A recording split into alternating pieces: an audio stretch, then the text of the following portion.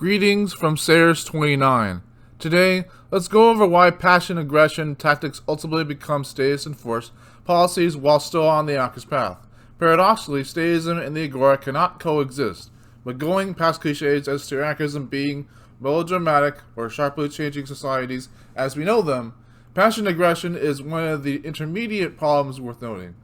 Passion aggression only on a surface level does seem to deal to pursue anarcho or economical procedures, but at the same time, a truly dedicated and patient agorist will likely never need passion aggression to successfully, if not truly, subvert the government/state.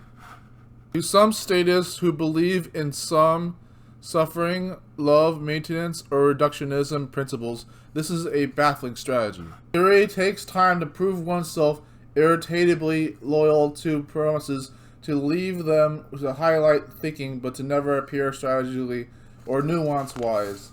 It is, as it would suggest, nothing is hidden or private, except secrets and boundaries are in fact promoted in some of the most contrarian societies we can ever think of, as nothing truly succeeds if not goes unnoticed, and all given or take is unwarranted.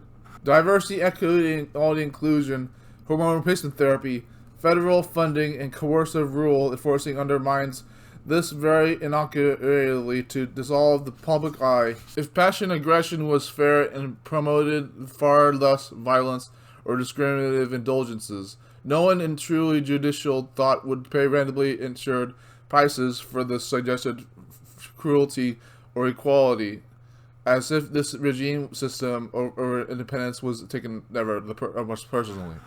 Reality is that life is fair because we choose to be unique and stand up without the access permitted with a political or schema, often reassuring those who conform and conform only to the so-called innovations that seem to spark interest of those inspire the state.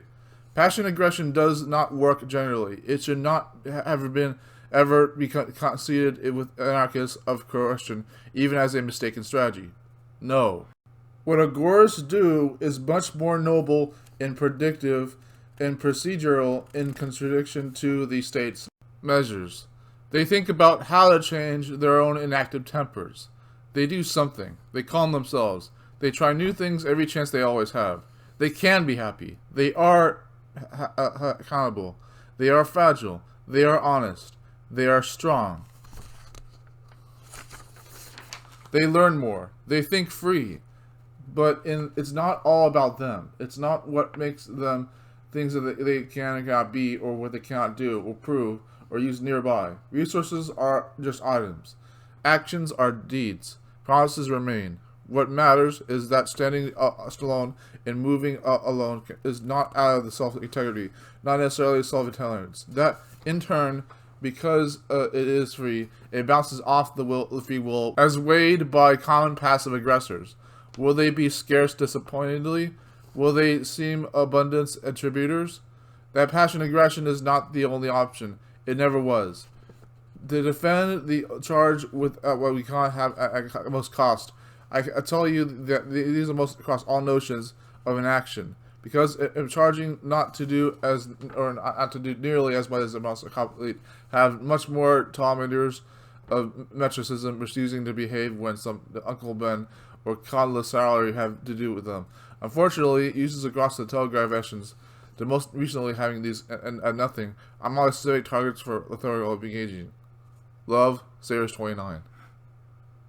Well, that was as much of a clusterfuck as I wanted it to be. Did it sound too much of a scatterbrain notion? Damn, why are you using words like that? I mean, I'm serious. Like, I don't even make that many video essays for Marchcraft, right? That's the same channel. But, man, bro, if I could just make video essays consistently and then prove my speech language and speech barriers and speech therapy, could I just do it to myself? I'm an anarchist. I should do it.